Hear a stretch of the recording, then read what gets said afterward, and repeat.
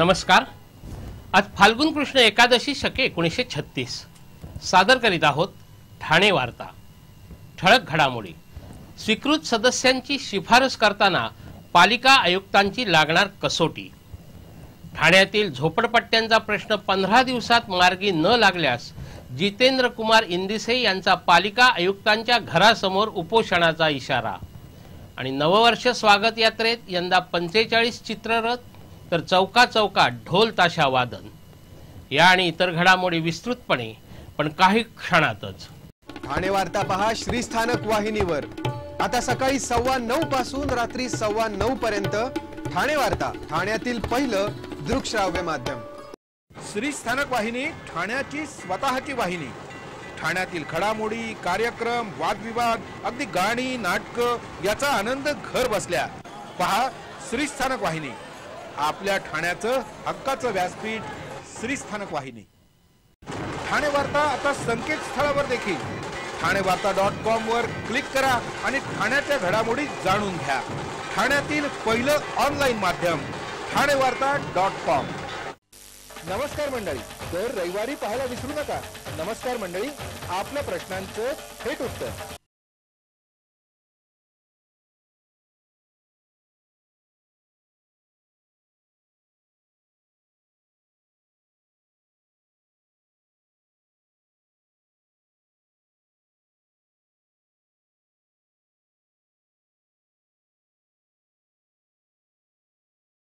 ठाणे वार्ता पहा श्रीस्थानक वाहिनीवर।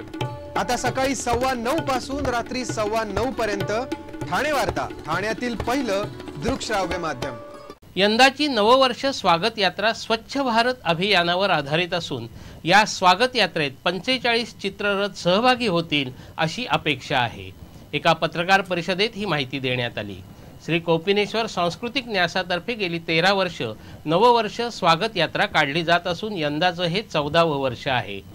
भ्रष्टाचार निर्मूलन, महिला सबलीकरण, स्वच्छता अभियान, महिला स्वयंसंरक्षण, संत महात्म्य, गीत महात्म्य, योग प्रशिक्षण, जिम्नॅस्टिक प्रात्यक्षिक असे विविध विषय या स्वागत यात्रेत हाताळण्यात आले आहेत। साईबाबांची पालखी, त्याचबरोबर सध्याची लोकप्रिय मालिका असलेल्या खंडोबाचंही दर्शनही नववर्ष स्वागत यात्रेत होणार आहे। ठाणे महापालिकेकडून ठराविक चौकात पुष्पवृष्टी केली जाणार असून ढोल ताशांच्या पथकांमुळे ठाणे शहर दुमदुमून जाणार आहे। यंदा 60 ढोल ताशा पथकांनी नववर्ष स्वागत यात्रेत आपला सहभाग नोंदवला असून ही ढोल ताशा पथकं विविध चौकांमध्ये वादन करणार आहेत। गुढीपाडव्याच्या दिवशी सकाळी 6:45 वाजता मासुंदा तलावावरील शिवछत्रपतींच्या अश्वारूढ पुतळ्यास पुष्पहार अर्पण करून नववर्ष स्वागत यात्रेस सुरुवात होणार आहे। कौपिनेश्वर मंदिर, रंगो बापूजी चौक, सेंट जॉन शाळा मार्गे श्री गजानन महाराज चौक, 3 petrol pump, Harinivas circle, Naupada police Thane, संत नामदेव महाराज चौक, समर्थ भांडारकडून राम मारुती रस्ता, राम मारुती रस्त्याकडून उजवीकडे आमंत्रण हॉटेल आणि नौकाविहार कोपऱ्यापासून चित्ररथ डावीकडे वळून परत रंगो बापूजी चौकाकडे मार्गस्थ होतील, तर पालखी आणि पादचारी मात्र मराठी ग्रंथ संग्रहालयामार्गे कौपिनेश्वर मंदिरात परत येतील। गुढीपाडव्याच्या पूर्वसंध्येला म्हणजे 20 मार्चला संध्याकाळी 6:30 वाजता दीपोत्सवाचा कार्यक्रम होणार आहे। त्याचप्रमाणे संस्कार भारतीतर्फे नववर्ष स्वागत यात्रेनिमित्त काढली जाणारी रांगोळी भगवती शाळेच्या मैदानावर काढण्यात येणार आहे। चांगला विषय आणि उत्कृष्ट सादरीकरण करणाऱ्या 3 चित्ररथांना पारितोषिकं दिली जाणार असून पारंपरिक वेशभूषेचंही पारितोषिक दिलं जाणार आहे। पर्यावरण दक्षता मंचातर्फे वृक्षतोड थांबवण्यासाठी उत्कृष्ट घोषणा फलक तयार करणाऱ्यांना मंचातर्फे पारितोषिक दिलं जाणार आहे। ठाणे महापालिकेच्या स्वीकृत सदस्यांची शिफारस पालिका आयुक्तांना करावी लागणार असल्याने पालिका आयुक्तांची यामध्ये कसोटी लागणार आहे। ठाणे महापालिकेच्या सार्वत्रिक निवडणुका 2012 मध्ये झाल्या, पण गेल्या 3 वर्षात स्वीकृत सदस्यांची निवड होऊ शकलेली नाही। याबाबत शासनानं काढलेल्या आदेशानुसार 23 इच्छुकांनी अर्ज केले होते, पण पालिकेतील सत्तेच्या गणितातील अस्थिरतेमुळे आणि न्यायालयीन वादामुळे स्वीकृत सदस्यांची निवड अद्यापही होऊ शकलेली नाही। आता न्यायालयीन वाद मिटल्याने या निवडीचा मार्ग मोकळा झाला आहे। 6 स्वीकृत सदस्यांची निवड केली जाणार असून शासनाच्या आदेशानुसार निवडीचा पेच मात्र निर्माण झाला आहे। शासनाच्या आदेशानुसार स्वीकृत नगरसेवक, डॉक्टर, वकील, प्राध्यापक, सनदी लेखापाल, अभियांत्रिकी पदवीधर, शासकीय अधिकारी पदावरील अनुभवी व्यक्ती आणि 5 वर्ष समाजकार्यातील अनुभव असावा अशा अटी आहेत. शासनाच्या अर्हतेनुसार असलेल्या सदस्यांच्या नावाची शिफारस पालिका आयुक्तांनी सर्वसाधारण सभेला करायची आहे. सर्वसाधारण सभेने शिफारस अमान्य केल्यास त्याची कारणंही द्यावी लागणार आहेत. त्यामुळे अर्जाची छाननी करतानाही पालिका आयुक्तांची कसोटी लागणार आहे. पैसे नसल्यामुळे उपचाराअभावी बाळ दगावलेल्या प्रकरणात छत्रपती शिवाजी महाराज रुग्णालयातील सर्व संबंधितांवर कठोर कारवाई करण्याचे आदेश पालकमंत्र्यांनी दिले असून या प्रकरणी सर्व संबंधितांविरोधात गुन्हा दाखल करण्याचे आदेशही प्रभारी पोलीस आयुक्तांना दिले आहेत. जालन्याहून आलेल्या शारदा घोडे यांच्याकडे वैद्यकीय तपासणीसाठी लागणारे 800 रुपये नसल्यामुळे छत्रपती शिवाजी रुग्णालयातून बाहेर काढण्यात आलं होतं. रुग्णालयातून बाहेर पडल्यानंतर रस्त्यातच प्रसूती होऊन त्यांचं बाळ दगावलं होतं. या प्रकरणाची गंभीर दखल घेत पालकमंत्री एकनाथ शिंदे यांनी जिल्हा शासकीय रुग्णालयात उपचार घेणाऱ्या शारदा घोडे यांची भेट घेत विचारपूस केली. या प्रकरणी जबाबदार असलेल्या सर्व संबंधितांची बिलकुल गय न करता त्यांच्यावर कठोर कारवाईचे आदेश त्यांनी महापालिका आयुक्तांना दिले. माणुसकीला काळीमा फासणारी ही घटना असल्यामुळे संबंधितांवर गुन्हा दाखल करण्याचे आदेशही त्यांनी प्रभारी पोलीस आयुक्तांना दिले असून दोषींना पाठीशी घालण्याचा प्रकार खपवून घेतला जाणार नाही असा इशाराही एकनाथ शिंदे यांनी दिला आहे. शिवसेनेचे आमदार प्रताप सरनाईक यांनीही शारदा घोडे यांची भेट घेऊन त्यांना 25,000ची आर्थिक मदत दिली आहे. ठाणे वार्ता पहा श्रीस्थानक वाहिनीवर.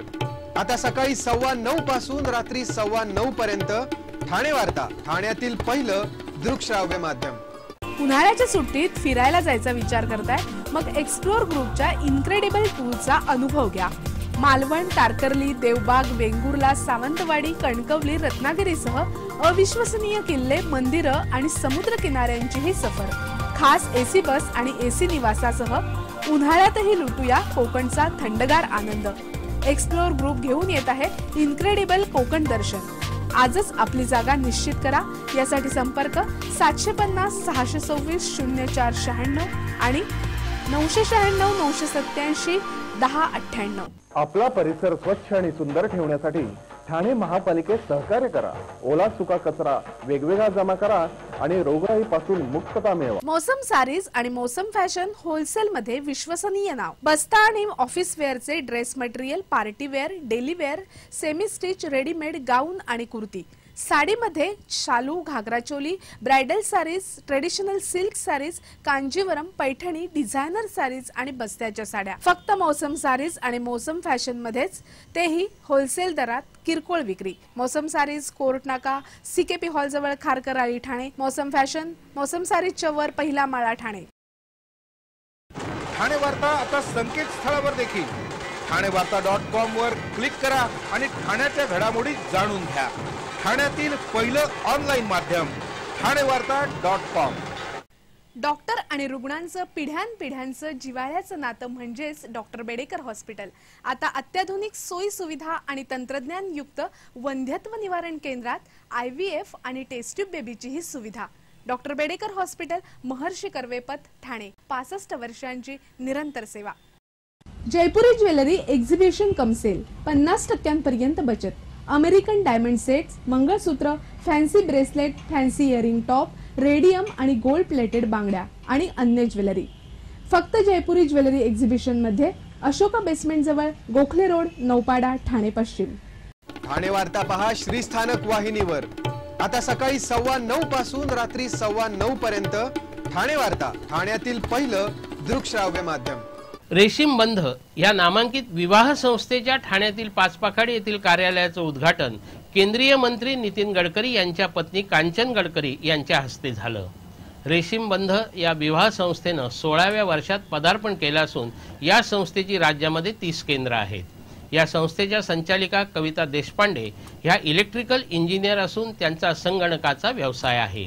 या व्यवसायात असतानाच माहिती तंत्रज्ञान क्षेत्राचा उपयोग विवाह योग्य मुलामुलींसाठी करावा, पालकांना स्थळ शोधण्यासाठी पायपीट शोध मोहीम करावी लागू नये या दृष्टीने त्यांनी संकेतस्थळ निर्माण केलं. तोपर्यंत पारंपरिक पद्धतीने स्थळं बघितली जात होती. विवाह इच्छुक मुलाने किंवा मुलीने माहिती आणि जोडीदाराबद्दलच्या अपेक्षा देताच काही सेकंदातच योग्य स्थळांची माहिती देणारी आज्ञावलीही त्यांनी तयार केली। त्यांच्या रेशीमबंध.com संकेतस्थळावर ऑनलाईनही नोंदणी करता येते। शीळ डायघर पोलिसांनी एका एम्ब्रॉयडरी कारखान्यात छापा मारून 10 अल्पवयीन बालकामगारांची सुटका केली आहे। शीळ डायघर परिसरातील एका एम्ब्रॉयडरीच्या कारखान्यात अल्पवयीन मुलांकडून काम करून घेत असल्याची माहिती पोलिसांना मिळाली होती। त्यानुसार पोलिसांनी छापा मारून या 10 अल्पवयीन बालकामगारांची सुटका केली आहे। या प्रकरणी कारखान्याचे मालक कुर्बान शेख याला अटक करण्यात आली असून शेख यांनी या मुलांना त्याच्या मूळ गावावरून आणल्याचं चौकशीत उघड झालं आहे।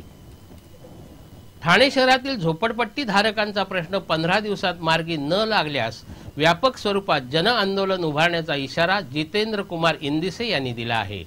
शहरातील 55% जनता अद्याप झोपडपट्ट्यांमध्ये राहत असून त्यांच्या पुनर्वसनाचं धोरण आखलं जात नसल्यामुळे नागरिकांना जीव मुठीत धरून राहावं लागत आहे।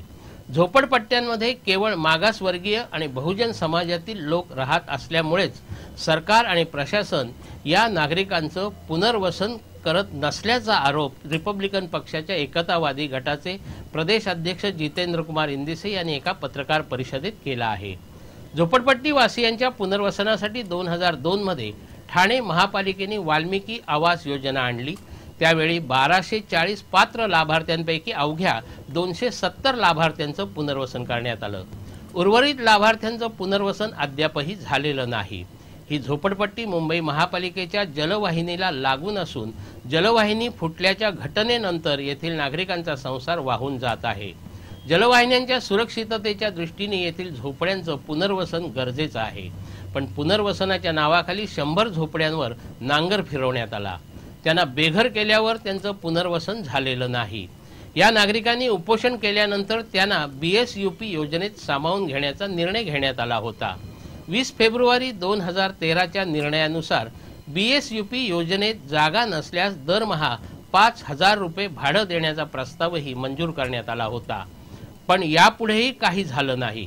आता या नागरिकांचं BSUP योजनेमध्ये पुनर्वसन करता येणार नाही असं अधिकाऱ्यांचं म्हणणं आहे। अलीकडेच जलवाहिनी फुटल्यामुळे अनेक झोपड्या वाहून गेल्या होत्या। या भागात बहुजन आणि मागासवर्गीय राहत असल्याने त्यांचा विकास होऊ न देण्याची खेळी शासन खेळत आहे। या झोपडपट्टी धारकांचा प्रश्न 15 दिवसात मार्गी न लागल्यास रिपब्लिकन पक्ष एकतावादी मोठं जन आंदोलन उभारेल आणि आपण पालिका आयुक्तांच्या घरासमोर उपोषणास बसू असा इशारा जितेंद्र कुमार इंदिसे यांनी दिला आहे। सिडकोच्या सहव्यवस्थापकीय संचालिका व्ही राधा यांना 80 कोटी रुपयांच्या जमीन प्रकरणात ठाणे जिल्हा न्यायालयाने समन्स बजावला आहे। सिडकोने एका लाभार्थ्याची जमीन ताब्यात घेतली होती। या प्रकरणी लाभार्थ्यांनी न्यायालयात जादा नुकसान भरपाई मिळावी म्हणून अर्ज केला आहे। ही रक्कम 80 कोटी रुपये आहे। या प्रकरणी योग्य विचार विनिमय केल्यानंतर नुकसान भरपाईची रक्कम एकूण नुकसान भरपाईच्या 20% इतकी कमी करण्यात आली आहे आणि या प्रकरणात सिडकोच्या सहव्यवस्थापकीय संचालिका व्ही राधा यांची साक्ष आवश्यक आहे। हे प्रकरण आता अखेरच्या टप्प्यात असून या प्रकरणातील इतर साक्षीदार तसंच जमिनीचं मूल्यांकन करणाऱ्यांचीही साक्ष झाली आहे। या प्रकरणी अंतिम निकाल मिळावा म्हणून व्ही राधा यांना समन्स बजावण्यात आलं आहे।